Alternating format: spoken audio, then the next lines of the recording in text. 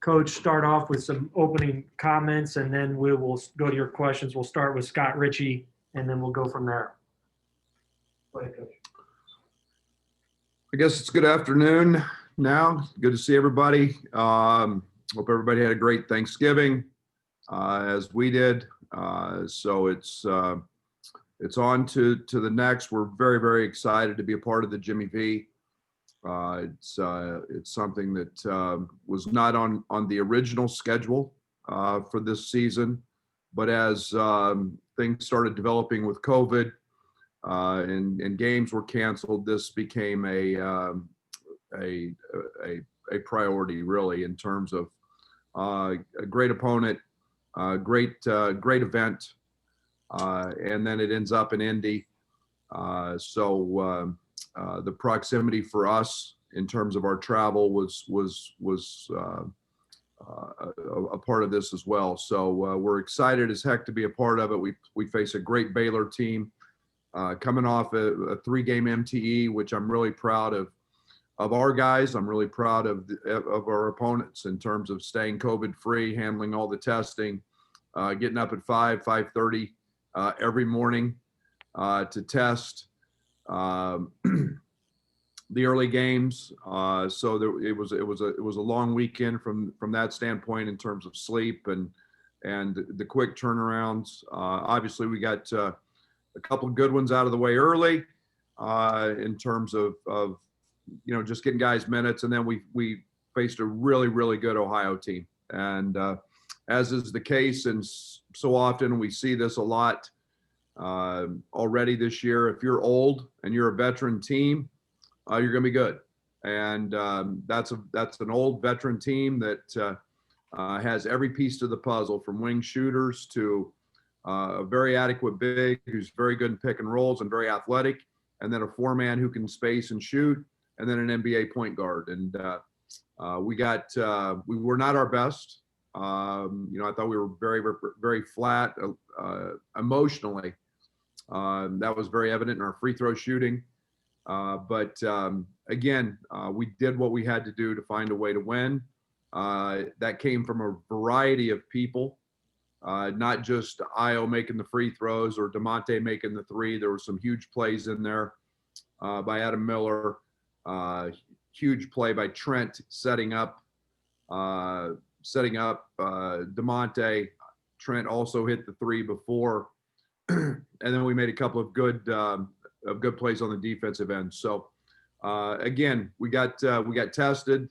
We needed to be tested. We needed to be stressed. These young guys needed to find out that college basketball isn't 50-point blowouts and seeing the ball go in every time because you're open. So on to the next, and we get a Baylor team that I have a tremendous amount of respect for. I've known Scott for almost 30 years. We go way back to my days at Western Illinois and his days as working for his dad at Valpo. Still to this day is one of the tougher defeats I've ever had.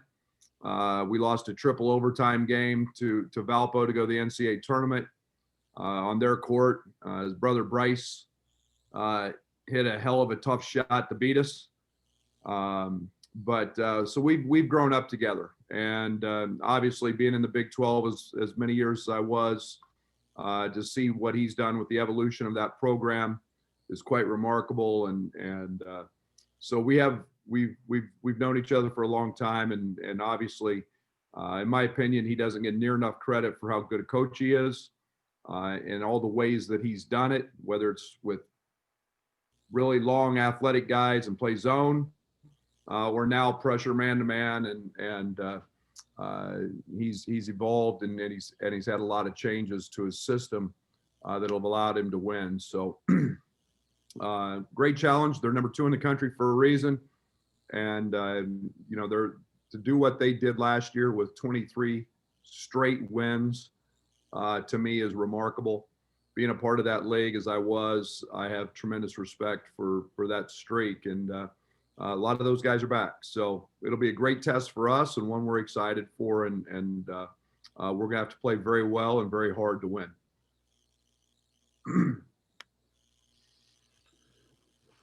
Afternoon, Brad. As you know, we talked to Io this morning, he didn't really pull any punches. Called this a legacy game and an opportunity maybe to prove something in a top 5 matchup. I'm just curious, kind of what your thoughts are on the stakes of this game, I suppose. Yeah, those games become Final Four games for me. Yeah, it's a great opportunity. It's a great challenge. It's a great team. We're we're not even a week into the season yet. So we're right about, so there's a lot of room to grow yet with this group and continue to but it's a great challenge, and you want to find out where you're at, and you want to see what again what you can get exposed by, or what you can do against quality opponents, and they got quality guards, and that challenge is going to be fun. But I wouldn't say it's that. It's a great opportunity and a great event, and we relish that opportunity, and it's very exciting to be a part of that. You mentioned Baylor returning a lot of the guys from last year's team, but how much of a impact have their now eligible sit-out guys like Flagler and Chamwa Chachua made?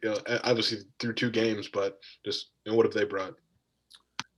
Yeah, I think they're obviously very good. Flagler's an elite shooter. I think that I'll let you pronounce his name, John, as I call him on scouting report. An elite runner, has got an elite motor. He's maybe not as big as Gillespie and Tristan Clark were last year in the interior, and then Flo Thamba, is a guy who they starred, and so they've got a little different look in the interior, but with Matthew Mayer and Vital and those 3 guards, there's an unbelievable knack for guys to have a lot of experience. So they're doing great, and they impact the game, and they've done that at this point. We've got to be very conscious of them when they come in. Thank you. Good afternoon, Brad. I was wondering with Kofi, I know you weren't with him a lot of the offseason because of the pandemic, but what were areas you saw him grow the most, or have seen him grow the most in the last 6 or 7 months? Yeah, I think mentally, I think there's obviously some physical changes. He's heavier, he's in better shape, his body fat's down. That's a big piece of this. And then I think the other thing is just, his left hand is better. You can't just sit and not sit on that left shoulder and let him shoot a right hand jump hook or turn that way. You can go the other way now, and he's worked very, very hard on that. He's comfortable with that. He's got a much better understanding of when to, we call it leg whip or seal. He's got a much better understanding of the timing and when to do that, and that's just growth from understanding the game, having a better understanding of what we're trying to do offensively. I think understanding where we're trying to get him the ball is something he's grasping, and he's understanding that. So, and then I think just the understanding of, he's seen it all now, and it's not a new experience. And now there's a veteran mentality to what he does, and that comes with confidence. And so we've seen a lot of growth in him. There's no doubt, especially in the mental part of it. In this game, obviously they have this team that you can spread it out. They can go small ball, all those things. What's the key in a game like this to get him going and to use his physical advantages against a team like this? Yeah, well, and I mean, they do it. They've done a great job against almost everybody they've played that's had physical size. They're going to front him. They'll sit on his lap. He won't have much room to move. It's a game that they do what they do. They're a unique team in terms of the way they force baseline and their rotations. They do a ton of switching. And again, it's just about taking the opportunities when they're there and understanding when those are, and and not trying to force it. And then the other thing is what we always do, is go chase it on the offensive glass. So we've got to continue to do that, and understand it's not going to be there every trip, but we're going to look there every trip, and we may not be able to throw it, but he does occupy, and you do have to account for him, and then there's a lot of validity to helping other guys because of the attention he draws. Thanks, Brett. Hey, Coach, when you schedule a game like this, how much are you thinking about resume, wanting to get tested before Big Ten play? What goes through your mind when you see this challenge and feel like it's a good one for you guys? Most years, I would think that's a lot. I would think about that, as a big 99.9% of the reason we want to play in these games. Obviously, COVID 2020 has been about the games and just being able to play the games, and the opportunity presented itself. I don't want to say, we knew when there was a shortened season, we weren't going to need much playing 20 league games or whatever we needed. It's going to be a completely different look this year. But I've said it since I've been here, we want to play good people and quality people. We lost the MTE, we lost Arizona. So that was an opportunity to play against a very good opponent in a great event. And when that possibility happened, we jumped on it. And to be honest, the net rankings or any of that other nonsense we haven't thought didn't weigh into us playing the game. It was more about just being COVID 2020 and this is a game that is against a great opponent. We can play it. We get the opportunity to play. It was 16 years ago to this day that Illinois was part of a top 5 matchup in the regular season. Number 5 Illinois, number 1 Wake Forest. What does that say to you? What does it say to you about what's ahead of for your program? I hope we have the same outcome. I think it was, Derek, I'm proud. It's exciting for everybody. I'm disappointed you all don't get to come to the venues and the games, and the fans don't, and that's sad. But it's nice to see. I don't live for the rankings. My daughters had to tell me last night. I literally did not know, even all through practice. I walked in and I did not know that we were in the top 5 till my daughters told me when we got home. That's how little I pay attention to it. It's nice to be there, but it's again, we're a week into the season, and we're a good basketball team, and we got a great matchup coming, and we got great couple weeks and 20 conference games to play yet. Thanks, Coach. Okay, Simberg, you're up. Hey, Brad. Io talked about being the hunted and his experience playing on a top 5 team. So what have you kind of seen from him from a leadership standpoint leading up to this game? Io's pretty good when he's in that with that frame of mind. Io's been in a lot of big games. He's been a part of a lot of those. He relishes those. He's got experience. He's got confidence. That manifests itself throughout our team, and again, we got to show up and play, and again, and not be too high, but Io's confidence resonates through our locker room and through our team, and that's great to have, and we've got other guys, I don't care if you're a freshman, Curbelo and Adam Miller and Coleman, and all these guys have been a part of big games.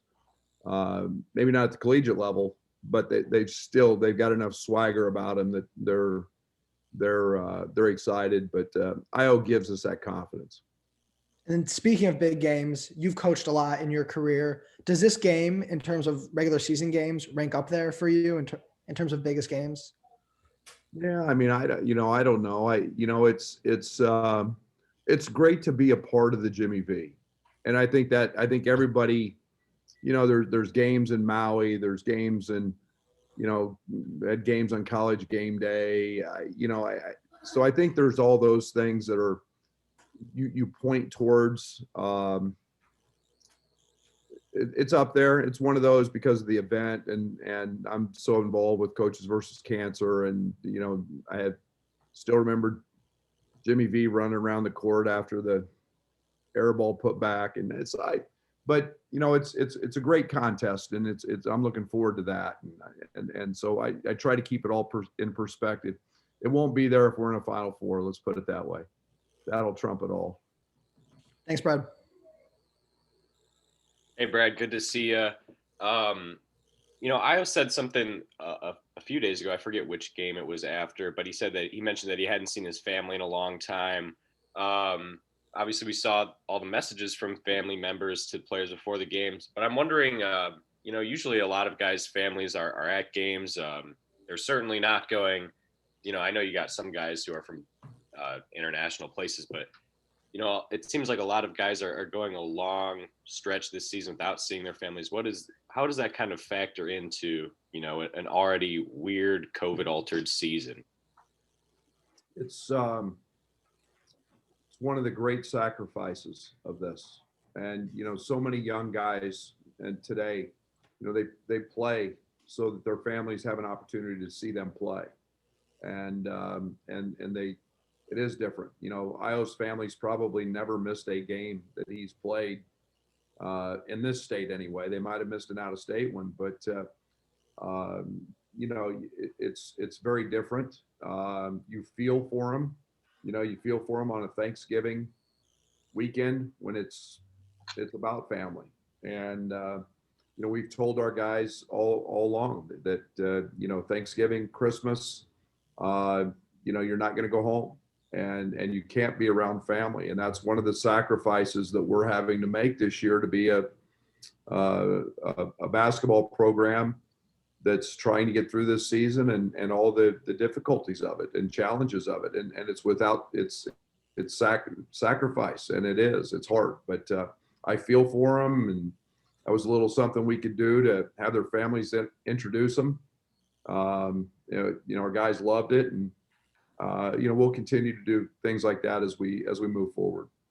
Absolutely. And then, through 3 games here, I'm just wondering where you're sort of at in figuring out your guys' rotation so far. It seems like, you've been going 8 or 9 deep mostly so far, with a few Zach Griffith substitutions mixed in. I don't want to say I'm comfortable, but I'm getting there. I'm starting to, it's about trust, and we'll see. As again, that's this challenge of Baylor will help solidify some of that as we get ready to head into December 15th against Minnesota. But again, I'm still working on it. It's still not, I'm still trying to figure out all of the positives and negatives and productivity off the bench. So, but got an idea. All right. Thanks, Brad. Appreciate it. Hey, Brad, you mentioned, Io's in this frame of mind. Is there anything, we know him as a hard worker to begin with, but is there anything you can point to on a day-to-day thing when you see him and say, yeah, he's maybe locked in a different way today? Yeah, it's just a play. I don't know how to explain it. It's just a place.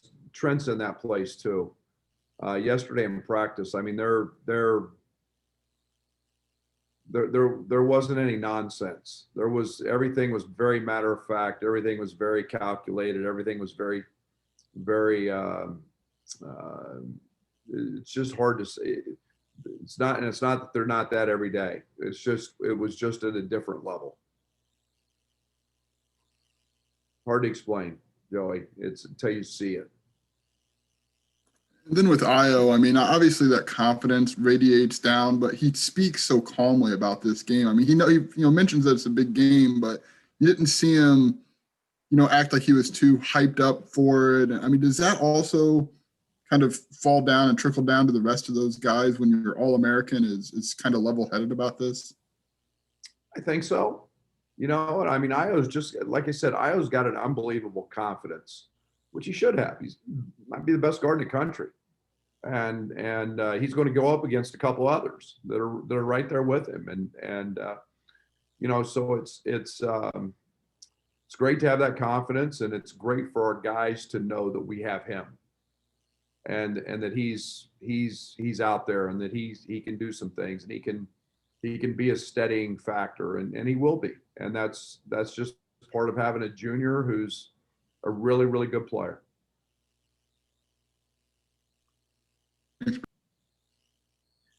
Coach, you talked about at the beginning your younger players learning that not every game's going to be a blowout. What has practice been like now that they do have a couple games under their belt? Is it easier to kind of point things out that you can relate to for tape? Yeah, we actually practiced Saturday with the NCAA rules. We had to take Sunday off. We have to take our 1 day a week off. So we actually came back on Saturday and had a really productive practice after the Ohio game, and a pretty lengthy film session. We made a lot of mistakes at both ends of the court in that game. So it was about cleaning some of those up. It was about continuing to understand that there's a bigger picture. It was a game that we were fortunate, in my opinion, to win. We had guys that made the right plays, but again, I thought, and give Ohio a lot of credit, and especially Preston. They controlled the tempo of that game. So we've tried to solidify some of the things we didn't do well, and most importantly, understand that the mental component of this is just as important as the physical, and that was getting ready to play and emotionally being ready to play, and how a very good Ohio team was amped, and I mean they were tearing down the locker room. I mean before the game with their energy, and that's we got their best, and we're going to get that, and that was a great way for us to learn that lesson as well, and still find a way to win. Thanks, Coach. Appreciate it. Okay, we'll go to Shannon and Jim Matson, and then we'll wrap up. Thank you. All right. Hi, Brad. I'm just wondering how different travel is this year. What you're expecting, or, what you have planned there. Just, some teams are taking multiple buses or even different planes, and the spreading out. I'm sure there's a million things I'm not thinking of here, but just how different will that be? And how do you keep that from kind of not letting it disrupt guys who are so routine oriented? Well, I think one of the things, and this is still something we're working through with when it comes to league play, is day of travel. Now we're not doing that. We're going to go in late tonight. Our plan is not to get in there till 10 o'clock tonight. So that way it's just literally watch film, go to bed, and we'll wake up tomorrow. But it's very different. I walk in and our trainer and our managers throw me a big wad of all wrapped in a little baggie of wipes, to wipe down the rooms. And our guys are not going to be able to leave their rooms. They're not going anywhere. They're not going to mingle in the lobbies. We have to wear a mask everywhere we go. We're traveling with our nurses who provide the antigen test for us. So those travel with us when we get to the sites. And we did our PCR test this morning through the university. We'll do our antigen test right after practice. So we'll know getting on the bus if we would happen to have, anything go haywire. And then we'll test again in the morning. So, you factor testing into all of your issues, but I'm not a very big fan of the hotels. I'm not very big fan of the pregame meal stuff and other people serving. That's been a problem, I know, for some of the football programs around the country. So Joey has been very diligent. Joey Biggs has been very diligent in trying to figure out how all that gets handled. But it's a great question, Shannon. It's very different. And I'll be honest, I'm trying to find a way to travel day of in some conference games so we can avoid hotels and all that possibility of exposure. And just you kind of touched on this a little before with the idea of maybe not so much like how it affects the rankings, but just that idea of like savoring every game right now. And besides what it means for how high you're ranked or what it means down the road? Is there kind of a feeling or even a concern of let's enjoy this while we can because we don't know what scheduling holds or what anything holds right now? Shannon, I should probably look at it like that. And I don't know if I have, because literally we could all be wiped out. You see so many games canceled, and you see what's happening with the Big Ten in football right now. And, I've been following the Ohio State situation pretty close, and whether they can even get in the championship, series now if more games are canceled. So, it's something I probably should enjoy and a lot more. And I'm enjoying it. Don't get me wrong. I like this team a lot, but who's to say that, at any day, everything changes, and we can't forget that. That's why I'm so proud of our team for handling the first 3 games and our opponents. We're literally all a day away from this thing going haywire. Jim, one quick question, and then we got to wrap up. Coach, just kind of piggybacking off of what Shannon said there, Io mentioned that this is kind of a game that normally Duke, Kentucky, Kansas play for 2 schools that aren't traditional blue bloods to get the national spotlight. This is thrilling for Illinois Nation. I'm sure it's fun for you to see Illinois back in a Jimmy V primetime main event. Yeah, it's where we belong. That part I'm proud of. This is where we belong. We should be in these games. And we've got the best fan base in the country. We travel in a normal year. This place would be rocking if it was in the Garden. I've said it. The greatest satisfaction to me right now, today, is that this was the 11th ranked program in the history of college basketball, and we're at that level right now. And we've got that. And we're not picked 10th, 12th, 13th in the league. We're playing in the Jimmy V on national TV against the 2nd-ranked team in the country, and Scott's had that thing there for a lot of years, and that's exciting. It's not something that we take for granted, but I do think it's where we should be, and it's nice to be back there and have our chance to play on that stage. Thank you. Okay, thank you, Coach. Thank you. Today, thank you, guys.